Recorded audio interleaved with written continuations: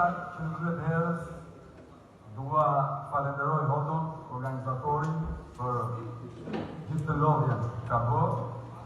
Dua të falenderoj shumë djemë dhe saurës këtu që nga ka vendosur në dispozicion saurën, pasi si që dini, ne ishim për të zhjuar aktivitetin në një vend tjetër, po nga Tirana zyrtare nuk gjeta rehat, si po ndërhyjmë në çdo qytet, po fakti ne si kemi do të thotë që nuk ndodhi.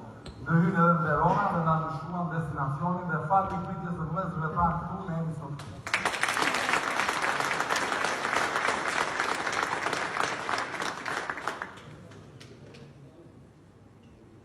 Të 17 muaj më parë, ne nisëm turin e diasporës.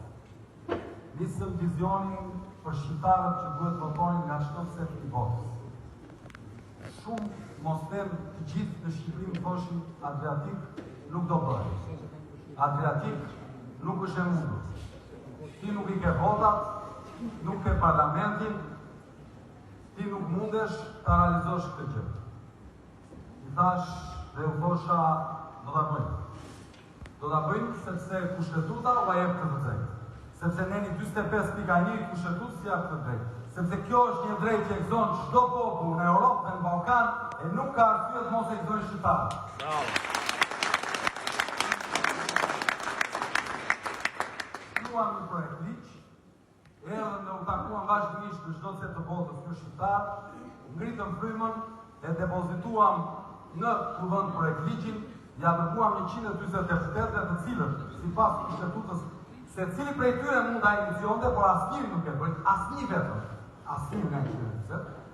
Dhe ne zbatuam në 82 kushtetutës ka një që na jep mundësinë që të mblidhim 20.000 firma për ta çuar vetë në votim në parlament. Blogën 21.000 firma shqiptarë shëndetshëm dhe e çuam dhe i detyruam ta votojnë.